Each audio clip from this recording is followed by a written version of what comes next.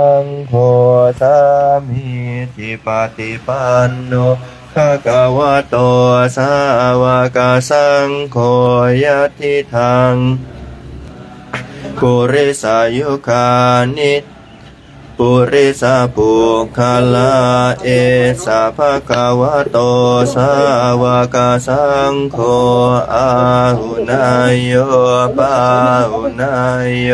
ทักขินายโยอัญชลิกรณิโยอนุตตรังปุญญเขตังโลกัสสติอาหุงสหัสสมาพิเนมิตาสาวุทันตังเคลียเมราสเสนามารังธานาทิธรรมเวทินาชิตวามุนินโททันเตจะสาภวตุเตชยมังคลานิมาราติเรกัมมพิโยชิตาสัพพราติงโครัมปนะกามทาทายาคังขันติสุทันทวิตินามุนินโททันเตชะสาภวตุเตชยมังคลานินาลาคิริงขชาวรังอติมาตาภูตังทาวากิจังกามสเนียวสุธารุนันตาเมตตามภูเสกวิทินาจิตาวามุนินโททันเตจะสาภวตุเตชยมังคลานิอุกิขมาติหาตาสุธารุนันตาภาวันติโยชนะปะทังกุลิมาลาวันตาอิทธิพิสังขตมโนชิตวามุนินโททันเตจะสาภวตุเตชยมังคลานิกาตวานากาตมุตรังอิวะคาปินิยาจินจายทุทวจานังชยกายมัจเชสันเตนะโสมาวิตินาชิตวามุนินโทตันเตชะสาภวตุเตชยมังคลานิสัตมติสัจจกวาทะเกตุงวาทาพิโรปิตามานังอติอาตาภูตังปัญญาปะเทียปัจฉลิโตชิตาวามุนินโทตันเตชะสาภวตุเตชยมังคลานิสัจจมติสัจจกวาทะเกตุงวาทาพิโรปิตามันอติอันทภูตังปัญญาปะเทียปัจฉลิโตชิตวามุนินโทตันเตชะสาภวตุเตชยมังคลานินันโทปานาทัพพุชะคังวิพุทังมหิทธิงปุเตนะเทระปุชะเคนะธรรมาปยันโตอิทุปะเทสวิทินาชิตาวามุนินโททันเตชะสาภวตุเตชยมังคลานิทุกขาหาทิทิปุจเกนะสุทา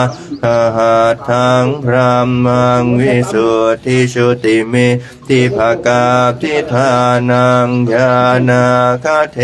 นะวิธินาชิตาวามุนินโททันเตจะสาภวตุเตชยมังคลานิเอตาปิพุชัตกาลาอัตถคาทายโยวาจานุทินาทิเนสารเตมตันทีหิตวานะเนกวิวิธานิจุปัฏฐวานิโมขังสุขาอธิคามายานโรสปัญโย มหาการุณิโกนาโถหิตายาสัพพปานินางปุเรตวะปารมีสัพพปัตโตสัมโพธิมุตตมะเอเตนะสัจวัจเจนะโหตุเตชัยมังคลังจายันโตโพธิยามุเลสกายานะนันทิวัตโนเอวังทวังวิชัยโยโหหิชัยสุชัยมังคะเรอปาราชิตาปัลลังเกสีเสปัทวิโปคะเรอภิเสเกสัพพุทธานังหักขปัตโตปโมทติสุนัขขตาสุมังคลังสุปาพาตังสุหุติตังสุขโนสุมุหุตโตจะสุยิทังพรหมจาริสุปทักขินะกายกรรมังวาจากรรมปะทาคีนางปะทาคีนางมโนกรรมปะนิทิเตปะทาคีนาปะทาคีนานิกาตวานลพันตเทปะทาคีเนกราบลาพระพร้อมกันอะระหังสัมมาสัมพุทโธ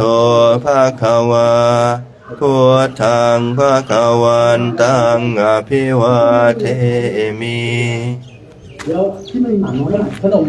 สวากขาโตภะคะวะตาธัมโมธัมมังนามัสสามิสุปฏิปันโนภะคะวะโตสาวกสังโฆสังฆังนามามิมาตาปิตุคุณังอะหังวันทามิครูอุปัชฌาย์อาจาริยาคุณังอะหังวันทามิ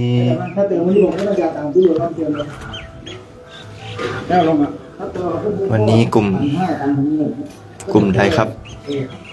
นิมนต์ตั้งแถวได้เลยครับ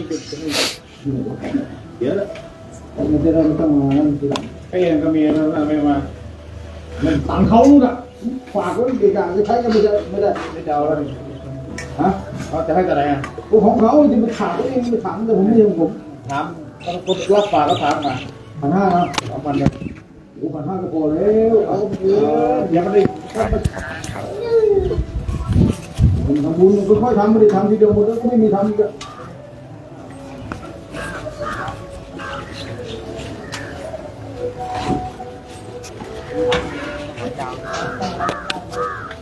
ถ่ายรูปคนนี้เขาไม่ย้ายจะก่อนการยิงยาวโอ้โหไม่คนมาเปิดเลยอะต้องมาจัดการเองอะ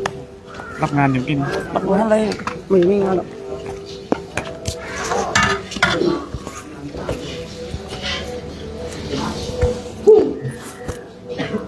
สีเขียวสีขาว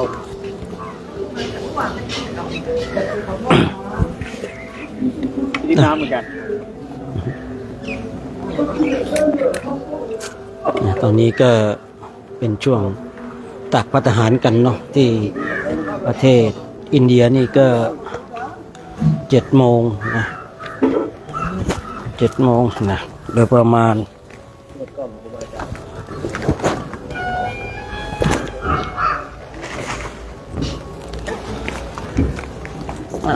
มองดูข้าวมันเขียวนะครับมี7 โมงโดยประมาณนะ7 โมงครึ่งแล้วจะครึ่งแล้วญาติโยมนะในช่วงนี้ก็จะ7 โมงครึ่งแล้วนะเดี๋ยวญาติโยมก็จะได้ร่วมกันอนุโมทนาบุญกุศลกันในช่วงภาคเช้าของวันนี้นะเช้าของวันที่25นะญาติโยมมาร่วมอนุโมทนาบุญกุศลกันเลยให้ญาติโยมได้เห็นบรรยากาศเนาะมีพระท่านก็พักอยู่ที่โรงเรียนเนี่ยเราก็ได้เห็นข้าวน้ำโภชนาอาหารกัน จำไม่ได้นะ ทุกๆคนทุกๆท่านได้มาร่วมกันเพราะว่านี่เราพักที่โรงเรียนญาติโยมนะพักที่โรงเรียนก็เลยฉันเช้านิดนึง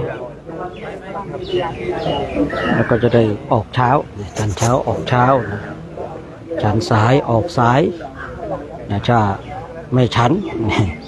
ก็ออกเดินไม่ได้นะออกเดินไม่ได้นะแล้วก็จะได้ร่วมกันสร้างบุญการกุศลที่ดีกันตอนนี้ก็เรียนคุณหลวงพ่อมาแล้วเนาะเดี๋ยวเราก็จะได้ร่วมกันนะร่วมกันสร้างคุณงามความดีกันอนุโมทนาบุญกันญาติโยมนะญาติโยมร่วมอนุโมทนาบุญกันนะ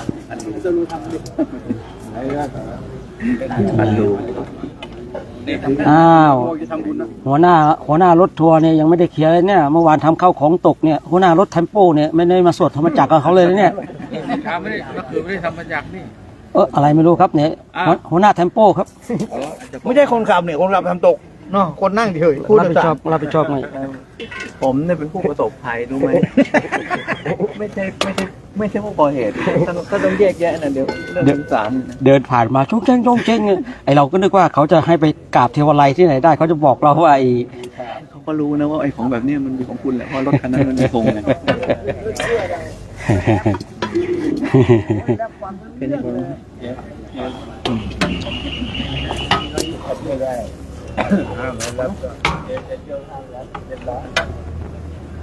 ให้สององค์นี้ก็คุยอะไรกันนะ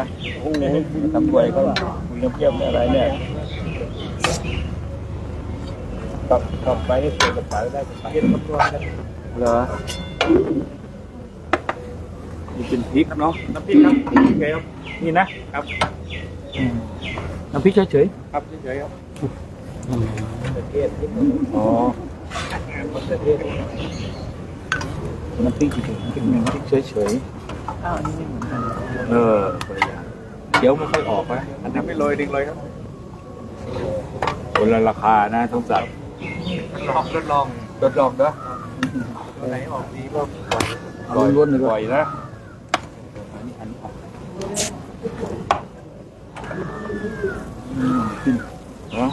แต่ละนมออกญาติโยมรวมอนุโมทนาบุญกันนะโยมรวมอนุโมทนาบุญกันเด้อ3 ชิ้นนะครับผมครับโอ้ดอกอะไรนะมันจะพ้นเทศกับ3 ชิ้นใช่ไหมหัวปีแต่ว่าที่ตัวนี้นะครับแล้วถวายมาเมื่อวานปลาหมึกเนี่ยแต่มี10 ตัวโอ้ต้องกินน้ำพริกใช่ไหมเนี่ยอันนี้ต้องกินน้ำพริก2ถ้าออกสัก10 โมงนี่จะได้นะอันนี้ถามป้อมอินเดียญาติโยมดูมะขามป้อมอินเดียนะมะขามป้อมใหญ่นี่กำลังพรีเซนต์มะขามป้อมกันนะยุ่งนะกำลังพรีเซนต์เอาเมล็ดไปฝากด้วยนี่โอ้ยุ่งเลยเนี่ยเอาเมล็ดด้วยนะญาติโยมก็ร่วมอนุโมทนาบุญกันนะในช่วงเช้าของวันนี้เช้าของวันนี้เนาะวันนี้ก็ญาติโยมก็ได้เห็นบรรยากาศแห่งการเมียเอาน้ำหยาดมาจบข่าวเลยอยู่ในกระเป๋าเขียวอะถ้าเขาเขียวเปิดมาน้ำมา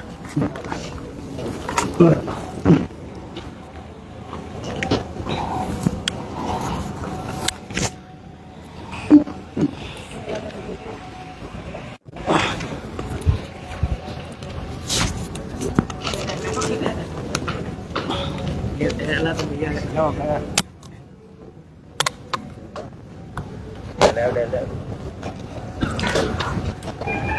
วตอนนี้คณะพระภิกษุสงฆ์ก็กำลังพิจารณาอาหารกัน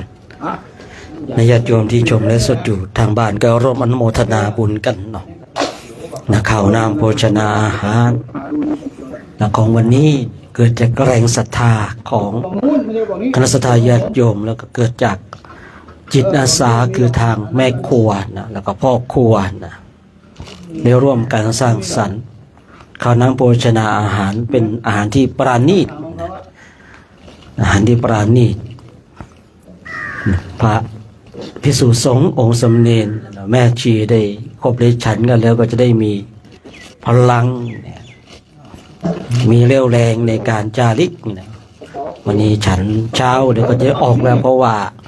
คือเราจะต้องออกก่อน9 โมงนะคือ8 โมงครึ่งเนี่ยต้องไหว้พระสวดมนต์ละนะ กระเป๋าด้วยไปหากระป๋องมันดี นี่ก็เหลือประมาณสักชั่วโมงกว่าๆนะเพราะว่าเราต้องออกก่อน8 โมงครึ่งนะไม่เกิน9 โมงนะโอ้เดี๋ยว1 ชั่วโมงนะก็พอดีเนาะฉันเข้ากันเสร็จก็เก็บเต็นท์ออกเดินทางนะเพราะว่าต้องออกก่อน9 โมงนะเพราะว่าเดี๋ยวเด็กนักเรียนเขาก็จะมาอีกไม่เกิน10-20 นาทีนะเด็กนักเรียนคงจะมากันละแต่ว่าเราต้องออกก่อน9 โมงฉะนั้นเราก็ไม่ได้รีบร้อนเนาะแต่ก็ไม่ช้านะแต่เราก็ไม่ได้รีบร้อนแต่ก็ไม่ช้านะฉะนั้นท่านทั้งหลายได้มาอยู่ร่วมนะเป็นเพื่อนร่วมอุดมการณ์เดียวกันแหละนะตอนนี้นะเป็นเพื่อนร่วมอุดมการณ์เดียวกันปันฝ่าอุปสรรคกันล้มลุกคุกคานมาด้วยกันเนาะมาตั้งนานละนะตอนนี้ก็มาพักนะที่โรงเรียนนะตอนนี้เราพักที่นี่หลายปีแล้วนะตั้งแต่ปีแรกของโครงการนะเดี๋ยวจนปีนี้เราก็ยังได้มาพักกันต่อแต่ว่าเป็นจุดได้จังหวะพอดีเลยนะได้ช่วงได้จังหวะที่เราออกจากวัดไวสาลีนะมาตรงจุดเนียงได้จังหวะได้ช่วงพอดีเลยนะคือมากกว่านี้เนี่ยบางทีมันก็คงจะหมดแรงไงเนาะน้อยกว่านี้ก็แรงเหลือเยอะเนี่ยนะช่วง19 กิโลนิดหน่อยนะก็ได้มาพักที่นี่กันได้มาพักก็ได้มายินเรื่องราวเนาะแต่ว่าอันนี้ถ้าผมจำไม่ผิดนะเขาบอกว่าในหมู่บ้านเนี้ยนะเป็นหมู่บ้านของนางอัมพปาลีนะเนี่ยหมู่บ้านเนี้ยเนี่ยด้านหน้าที่เราจะไปเจอกันเนี่ยถ้าจำไม่ผิดเคยได้ยินว่าเป็นหมู่บ้านของนางอัมพปาลีนะครับผมเดี๋ยวเราก็คงจะได้ไปเห็นเนาะ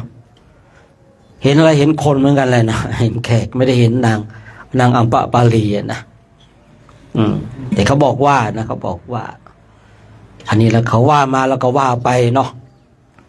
เขาว่ามาแล้วก็ว่าไปสถานที่ที่ผมบอกว่าสถานที่อาจจะไม่ใช่สถานที่จริงแต่นะเรื่องราวเป็นเรื่องราวจริงที่เกี่ยวกับพุทธศาสนานะบางสถานที่เนี่ยเนาะคือเขาก็นะคือทำให้เราได้ครบนะเข้าครบในสถานที่เนี่ยเพราะว่าก็มีเรื่องราวเกี่ยวกับพุทธศาสนาอย่างพระนางอัมพปาลีเนี่ยเขาก็บอกว่านี่เป็นบ้านของนางนะจะจริงหรือไม่จริงไม่รู้แต่ว่าพระนางอัมพปาลีปรากฏอยู่ในพระไตรปิฎกนะแล้วก็มีลูกเนี่ยสุวิมลเนี่ยหรือสุวิมลเนี่ยนะวิมละนะวิมละวิมลเนี่ยนะได้เป็นพระโสดาได้เป็นพระอรหันต์สอนแม่ตนเองได้เป็นพระอรหันต์เนี่ยวิมละนะหรือว่าวิมลนะเรื่องราวเนี่ยปรากฏอยู่ในพระไตรปิฎกนะแต่สถานที่เนี่ยสถานที่นี่ที่ชัดเจนก็คือที่มีเสาของพระเจ้าอโศกตรงนี้ก็ชัดเจนที่สุดเลยเนาะนอกนั้นเราก็ไปกราบแล้วก็ให้ถึงในเรื่องราวที่เป็นจริงเนี่ยในสถานที่เราก็ว่ากันไปเนาะตามเหตุตามปัจจัยตามความเชื่อและศรัทธาเนี่ยมีความเชื่อมีศรัทธากราบแล้วเราก็ได้บุญนะกราบแล้วก็ได้กุศลเนี่ยนะ ฉะนั้นตรงจุดนี้ก็มาศึกษามาเรียนรู้กัน คือบางทีเราอ่านในพระไตรปิฎกแล้วเนี่ยเราก็พอเราเทียบเคียงนะเรื่องราวนะสตอรี่นะบางอย่างก็น่าจะใช่นะบางอย่างไม่น่าจะใช่นะอันนี้คือคำว่าน่าจะใช่กับใช่หรือไม่ใช่เนี่ยมันเป็นความคิดนะส่วนตัวเนาะคือความคิดส่วนตัวเนี่ยมันสามารถให้คนอื่นเชื่อก็ได้ไม่เชื่อก็ได้คนอื่นอาจจะเชื่อก็ได้ไม่เชื่อก็ได้นั่นแล้วแต่เนาะแต่ถ้าว่ายังมีเสาของพระเจ้าอโศกเนี่ยอันเนี้ยใครไม่เชื่อไม่ได้นะคือพูดง่ายๆว่าหาหลักฐานอื่นมาย้อนแย้งไม่ได้แต่ถ้าว่าไม่มีเสาของพระเจ้าอโศกนี่ก็บางอย่างเราก็ว่ากันไปนะแต่ถ้ามีเสาของพระเจ้าอโศกแล้วก็อันเนี้ยไม่เชื่อไม่ได้นะคือมีเหตุผลเดียวคือต้องเชื่อนะเชื่อว่าสถานที่ตรงนั้นมีความเกี่ยวข้องเกี่ยวกับพุทธศาสนาเนี่ยเช่นในสังเวชนียสถานทั้งสี่เนี่ยอันนี้ก็ชัดเจนนะเพราะว่ามีเสาของพระเจ้าอโศกพระเจ้าอโศกนี่ถือว่าเนาะถ้าไม่มีพระเจ้าอโศกนี่ก็แย่เหมือนกันนะถ้าไม่มีพระถังซัมจั๋งนี่ก็แย่เหมือนกันนะส่วนหนึ่งนะก็เอาที่พระถังซัมจั๋งเนี่ยจดไว้แล้วก็มาประมวลมาเรียบเรียงทางเซอร์คลิงแฮมที่ไปขุดต่างๆก็ได้จากประวัติหรือว่าการจดบันทึกของพระถังซัมจั๋งนะครับคือคาดคะเนเอาตรงจุดนี้ประมาณนี้ประมาณนี้เนี่ยไปทางทิศนั้นเนี่ยแล้วเขาก็ขุดพบเจอในสิ่งที่พระถังซัมจั๋งได้บันทึกไว้นะสมมติว่ามาถึงที่นารันทาเนี่ยนะครับมาถึงที่นารันทาแล้วก็พรรณนาเรื่องนารันทาไปว่าเดินไปประมาณกี่ลี้ถึงตรงนั้นไปในทางทิศนั้นเนี่ยพระถังซัมจั๋งเขาก็ท่านจดไว้คณะเซอร์คลิกแฮมก็มาดูแล้วก็จุดศูนย์กลางของนารันทาตรงนี้เดินไปทิศนั้นเป็นอย่างนั้นอย่างนี้อย่างเงี้ยนะก็เลยทำให้ขุดพบเจอในหลายๆอย่างแต่ก็ไม่ใช่ว่าขุดพบเจอทุกอย่างไปนะเพราะว่าจากที่บันทึกของพระถังซัมจั๋งเนี่ยเซอร์คลิงแฮมก็อ่านดูก็วัดนะคำนวณเปลี่ยนจากลี้มาเป็นไม้อย่างเงี้ยเนาะพระถังซัมจั๋งเขาก็จดนะเป็นลี้เนี่ยบางทีเราก็ต้องมาศึกษามาเรียนรู้นะมาทำความเข้าใจกันความโชคดีนะที่เราได้มาเยือนถึงประเทศอินเดียเนี่ยก็เป็นความโชคดีของคณะสัตยาติโยมที่จะได้ร่วมบุญร่วมกุศลถวายข้าวน้ำโภชนาอาหารกันข้าวน้ำโภชนาอาหารที่เราท่านทั้งหลายได้ขบได้ฉันกันเนี่ยเกิดจากแรงศรัทธาอย่างที่กล่าวไว้ตอนต้นนู้นแรงศรัทธาของญาติโยมเนี่ยถ้าญาติโยมไม่ศรัทธาเนี่ยเนาะไม่มีแรงศรัทธาในทานในศีลในภาวนาไม่ศรัทธาในคุณของพระธรรมคุณของพระพุทธเจ้าคุณของพระธรรมคุณของพระสงฆ์นี่ก็เราก็คงจะลำบากเหมือนกันนะแต่นี่เราขับเคลื่อนไปได้ด้วยแรงศรัทธาของคนทั้งหลายเมื่อเรากบฉันไปเนี่ยเราก็ต้องกบฉันไปโดยมีสติมีสัมปชัญญะงานที่เรากบฉันเพื่อกลายเป็นพลังให้เราขับเคลื่อนไปได้เนาะเราไม่ได้ฉันเพื่อความเมามันให้เกิดพลังทางกายที่ทำไปแล้วก็ให้เกิดพลังทางกายได้ทำสิ่งที่ไม่ดีนะเราฉัน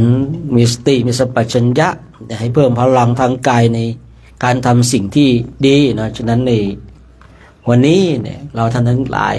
ได้มีโอกาสได้มีชีวิตอยู่มีลมหายใจอยู่ได้ร่วมกันนะสร้างบุญบารมีก็ต้องขออนุโมทนานะกับคณะของท่านเจ้าภาพพระทหารในวันนี้คือวันที่25กุมภาพันธ์พุทธศักราช2569เนาะก็ได้มีคณะญาติธรรมนะเฟซบุ๊กสุขใจเมื่อได้ทำเนาะได้ร่วมกันเป็นเจ้าภาพพระทหารแล้วก็พระโยชน์นะพร้อมคณะศรัทธาจากสป.ลาวถวายปัจจัยค่าพระทหารและน้ำปนะ 9,000 รูปีเนาะ นะปัจจัยถึงส่วนนี้น่าจะนะถึงหรือว่าอยู่ที่โรงครัวเป็นที่เรียบร้อยแล้วนะก็ต้องขออนุโมทนาแล้วก็คณะสัตยาญาติโยมนะที่ได้โอนจตุปัจจัยหรือถวายจตุปัจจัยมาทางพระเดชพระคุณหลวงพ่อเนาะหรือว่าถวายปัจจัยมากับพระรูปหนึ่งรูปใดเนาะทุกคนทุกท่านได้ตั้งจิตเจตนาที่จะได้เป็นเจ้าภาพภัตตาหารเจ้าภาพน้ำปันนะในวันนี้เราสมความปรารถนาแล้วนะข้าวน้ำโภชนาอาหารที่ตั้งอยู่บนโต๊ะข้าวน้ำโภชนาอาหารที่อยู่ในบาตรของคุณเจ้านะเกิดจากแรงศรัทธาของคณะสัตยาญาติโยมที่ได้ร่วมกันเป็นเจ้าภาพนะก็ขออนุโมทนาสาธุการเนาะบุญใดกุศลใดที่คณะพระภิกษุสงฆ์ได้กระทำก็ขอให้บุญนั้นกุศลนั้นจงนำพาท่านเจ้าภาพทุกคนทุกท่านจงมีความสุขนะมีความสงบมีความร่มเย็นคิดสิ่งประการใดเป็นไปโดยชอบประกอบในธรรมแล้วก็ขอให้สิ่งนั้นจงสำเร็จจงสำเร็จจงสำเร็จด้วยเถิดต่อไปนะเดี๋ยวเรารวมกันให้พรกับท่านเจ้าภาพทุกคนทุกท่านเนาะรวมกันยะถาวาริวหาปุราปาริปุเรนติสาครังเอวะเมวะอิโตทินังเปตานังอุปกาปเตอิชิตังปัจจิตังตุมหังคิปะเมวะสมิจจันตุสเปปุเรนตุสังกปปาจันโทปนะระโสยถามณีโชติระโสยถาวิวาจันตุสัพพะโลโควินาสตุมาเตภวัตวันตารายโยสุขีที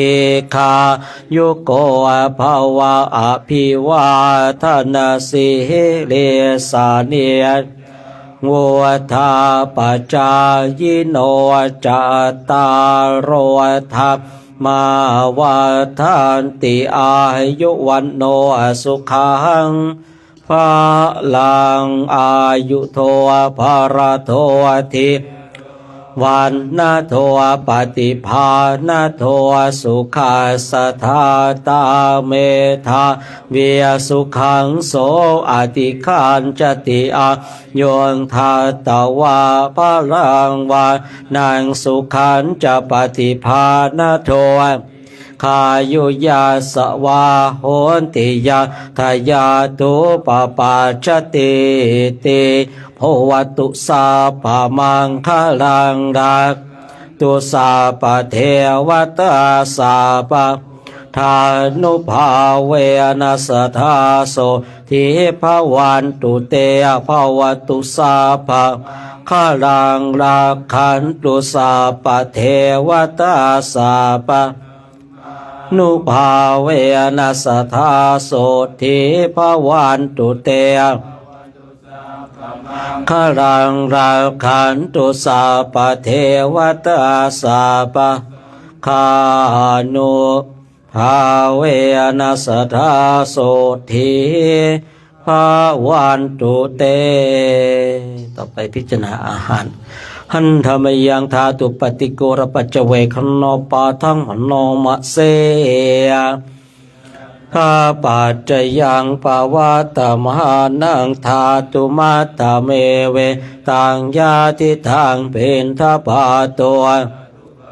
จักโกจะปัวคโลธาตุมาทะโกนิสัตโตนิชิยวสุญโยสัม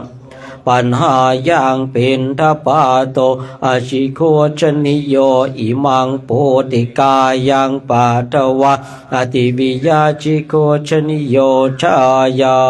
ติครับนิมนต์พิจารณาอาหารนะครับผม